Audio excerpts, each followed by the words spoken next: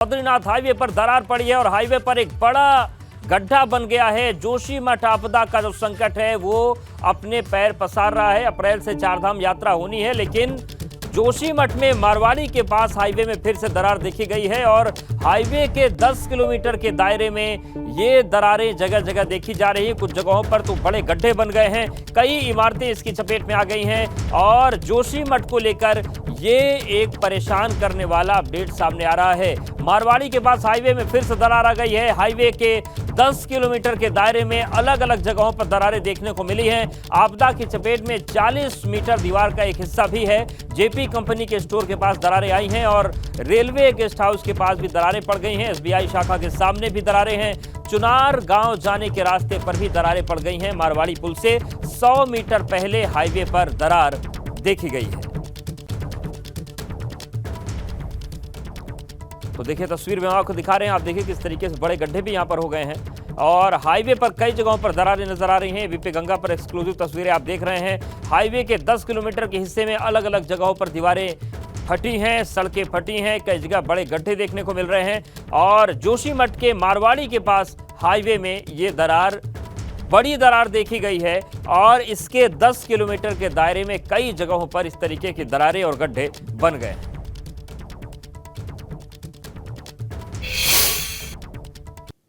यहाँ पर देख लूंगा, यहाँ पर लगभग एक बहुत बड़ा गड्ढा बन गया। कल रात लगभग ये किसको बता था 20 फीट का गहरा है और इससे जो यात्रा वाहन है या यात्रा जो गाड़ी आती मेन हाईवे यही है। तो जानते हैं लोग किस तरह से ये गड्ढा हुआ, कैसे ये गड्ढा हुआ, इसके बारे में जानना चाहते हैं। जी बताया कि किस तरह से गड्ढा हुआ, कब हुआ, कैसे हुआ, ये कितना गहरा है। ये हमने भी कल शाम को देखा। ये जब इसमें गड्ढा देखा तो हमने बोला कितना गहरा गड्ढा होगा, फिर हमने इसको नापा तो तकरीबन 20 फीट या 25 फीट सरिया इसके अंदर गई और यहाँ पे इसके चारों तरफ फिर ये पत्थर का बैरियर किया गया। आप लगाओ कि ये हमारा एक राजमार्ग है, अगर इसमें यात्रा चले, क्या यात्रा सुरक्षित है? क्या किसी की गाड़ी या किसी का मोटरसाइकिल या किसी का बच्चा भी इस खड्डे में गिर सकता है, आप लोग देख सकते हैं।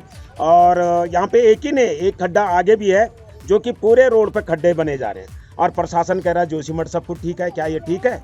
आप लोग देख सकते हैं। और जो भी हालत अभी जोशीमठ की है ये दैनिक नहीं है, बहुत ही दुखदायक है और जल्दी से जल्दी सरकार को इसके बारे में संज्ञान लेने चाहिए। जी आपने खुद यहाँ पर इसको नापा है, कितना गहरा है, कितना चौड़ा, कितना गहरा गड्ढा है ये लगभग? जी धन्यवाद। ये सुबेरे हमने सरिया डाल के इसमें नापा है, बल्कि हमने इसको ग्रुप में भी भेज रखा है तो उसमें अभी आप लोग शायद देख पाएंगे। तो इसमें कम से कम 20-30 फुट गहरा ये सरिया से नापा गया है, तो कम से कम 20-30 फुट गहरा ये हो चुका है और इसके अंदर से जो है कि वो एक ठंडी ठंडी हवा सी भी निकल रही है और कम से कम आप भी देख पा रहे होंगे कि रोड में भी कम से कम 2-2.5 फीट का धसाव नीचे को बैठ गया है। अच्छा, जो ये गड्ढा हुआ है तो ये सीधे में नहीं है, ये रोड की तरफ को है, अंदर की तरफ को, तो ये कभी भी कोई बड़ी घटना को अंजाम दे सकता है।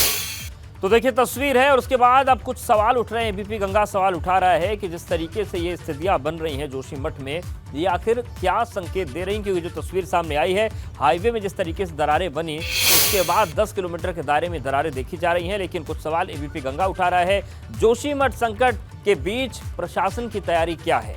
सवाल ये भी उठता है कि जिस तरीके से नए गड्ढे और दरारें मिल रहे हैं, ऐसे हालात में क्या चारधाम यात्रा हो पाएगी? ये सबसे बड़ा सवाल है, क्योंकि चारधाम यात्रा होनी है। जोशीमठ का हल नहीं निकला तो यात्रा कैसे संभव हो पाएगी, ये भी सवाल है। और करीब 2 महीने का वक्त है और प्रशासन क्या कर रहा है, क्योंकि इस तरीके की दिक्कतें होगी तो क्या यात्रा सुरक्षित हो पाएगी? स्थानीय लोग भी यही सवाल उठा रहे हैं और सवाल यह है कि जोशीमठ संकट के बीच आखिर कैसे हो पाएगी चारधाम यात्रा, जब हाईवे में दरारें आ रही हैं, हाईवे के 10 किलोमीटर के दायरे में दीवारें और सड़कें फट रही हैं। ऐसे में क्या प्रशासन की तैयारी है?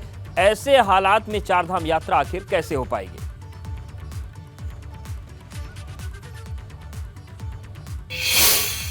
तो सवाल बड़े हो गए हैं और सवाल यही है कि जिस तरीके से बद्रीनाथ हाईवे पर दरार आई, हाईवे पर गड्ढा आया, जोशीमठ आपदा के संकट के बीच ये तस्वीर हैं। कुछ तस्वीरें हम आपको दिखा देते हैं कि किस तरीके से समस्याएं घटने के बजाय बढ़ रही हैं और सवाल अब चारधाम यात्रा को लेकर भी उठ रहा है। तो हम तस्वीर आपको दिखाते हैं। ये देखिए आप तस्वीर, बद्रीनाथ हाईवे पर दरार आ गई है, हाईवे पर बड़ा गड्ढा हो गया और स्थानीय लोग बता रहे हैं कि ये 20 से ज्यादा फीट गहरा गड्ढा है। इसके अलावा जोशीमठ आपदा को लेकर अप्रैल से चारधाम यात्रा शुरू होनी है, तो सवाल ये भी उठ रहा है कि क्या इस स्थिति में चारधाम यात्रा हो पाएगी, क्योंकि बड़ी चुनौती है। लगभग 2 महीने का वक्त बाकी है और ऐसे में जब तैयारियां होनी है, उस दौर में नई नई दरारें आ रही हैं, नए नए हाईवे पर गड्ढे बन रहे हैं, तो क्या चारधाम यात्रा हो पाएगी? और होगी भी तो कितनी सुरक्षित होगी? क्योंकि जब हालात ये है कि कहीं भी गड्ढा हो जा रहा है, कहीं भी दरार आ रही है, तो क्या ऐसे में सुरक्षा को संकट नहीं हो जाएगा यात्रियों के लिए? ये भी अपने आप में सवाल है। पंकज हमारे साथ जुड़ रहे हैं देहरादून से। पंकज, ये बताइए कि ये जो नई तस्वीर सामने आई है बद्रीनाथ हाईवे पर दरारों की, उसको लेकर नई जानकारी क्या है और इस स्थिति पर सरकार और प्रशासन क्या कर रहे हैं? क्योंकि चारधाम यात्रा के लिए बड़ी चुनौती है। बिल्कुल, अब देखिए 3 वाजिब सवाल अभी आपने उठाए हैं। ये तीनों इसलिए वाजिब हैं क्योंकि चारधाम यात्रा शुरू होने जा रही है और चारधाम यात्रा का जो मुख्य मार्ग है वो यही मार्ग है। जोशीमठ और मारवाड़ी के बीच में जो 10 किलोमीटर का मार्ग है, वहाँ पर कई जगह जो सड़क है वो धंसी है, कई जगह गहरे गहरे गड्ढे भी हुए हैं। ऐसी स्थिति में जो हाईवे बद्रीनाथ के लिए जाता है, वहाँ पर यातायात का संचालन करना किस तरह से प्रशासन के लिए चुनौती बनेगा और उसके लिए अल्टरनेटिव व्यवस्था क्या होगी, ये बड़े महत्वपूर्ण सवाल है। हालांकि देखिए, प्रशासन अपनी तरह से कह रहा है कि की जो गहराई है, जो वहाँ पर दरारें आई हैं, उनकी स्थिति क्या है, उनको हम अगर दरारों को भर देते हैं, गड्ढों को भर देते हैं, वहाँ क्या ट्रैफिक चलाना मुमकिन होगा, इन तमाम चीज़ों का परीक्षण किया जा रहा है। सरकार अपने स्तर से इसके लिए अपनी मॉनिटरिंग कर रही है कि ये चारधाम यात्रा जब शुरू होगी, जो एक अल्टरनेट मार्ग के लिए सरकार बात कर रही थी, क्योंकि अगर जोशीमठ से बद्रीनाथ की दूरी अगर उसकी बात करें तो 60 किलोमीटर का पूरा ये रनवे पूरा जोशीमठ से आगे का बद्रीनाथ धाम का है। लेकिन जो क्षेत्र धंस रहा है, जहाँ पर भूधसाव अभ्यास हो रहा है, उस एरिया में यातायात का यदि भारी संचालन होता है, भारी संख्या में यात्री आते हैं और 24 घंटे वहाँ पर अगर वाहन रनवे पे रहते हैं, तो इस स्थिति में कैसे वहाँ पर वाहनों का संचालन किया जाएगा, ये एक बड़ा सवाल होगा। जो स्थानीय लोग हैं वो लगातार डर रहे हैं, वो भी इस बात को कह रहे हैं कि जो हाईवे है, जो मारवाड़ी से लेकर जोशीमठ का जो एरिया है, वहाँ पर जो धसाव की स्थिति हो रही है, उसको लेकर प्रशासन क्या अपनी तरह से व्यवस्था बना रहा है, क्योंकि वहाँ पर अल्टरनेट अभी कोई